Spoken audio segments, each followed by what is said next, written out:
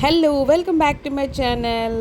This is movie times. Sunday వచ్చిందంటే చాలు మగవాళ్ళందరూ rest కావాలనుకుంటారు, ఆడవాళ్ళు పిల్లలు కలిపి బయటకు తిరగాలనుకుంటారు. ఇదైతే నేషనల్ సమస్య అనమాట. అందరిళ్లలో ఉండేదే. ప్రతి సండే వస్తే మేము కూడా అదే మొదలవుతుంది. ప్రతి మార్నింగ్ యుద్ధంతో మొదలవుతుంది మా మార్నింగ్ అయితే. సండే రెస్ట్ ఎలాగో దొరకదు ఆడవాళ్ళకి. 365 days 24/7 ఆడవాళ్ళు కష్టపడుతూనే ఉంటారు.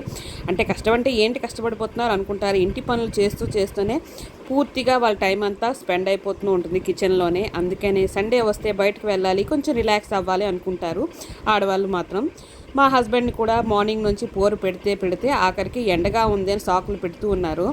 ఎండగా ఉండకూడదు, చెమట రాకూడదు. మా వారితో పాటు మేము కూడా అలాగే తయారయ్యాం అనుకోండి. ఇప్పుడు కొంచెం కూడా స్వెట్ రాకూడదు అనమాట మా పిల్లలకి. అందుకనే మూవీకి అయితే టికెట్లు ప్లాన్ చేశారనమాట.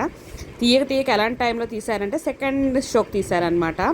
సెకండ్ షోకి వచ్చిన తర్వాత పిల్లలు ఎర్లీ మార్నింగ్ స్కూల్కి వెళ్ళాలి, ఎలా లెగుస్తారు చెప్పండి. మా వారిచ్చిన సర్ప్రైజ్లు ఎలా ఉంటాయంటే, మూవీ కూడా ఏదో తెలుగు మూవీ టికెట్స్ తీస్తారేమో అని ఎక్స్పెక్ట్ చేస్తే హిందీ మూవీ తీశారు. పిల్లలైతే ఎంజాయ్ చేశారులేండి, పిల్లల మూవీయే.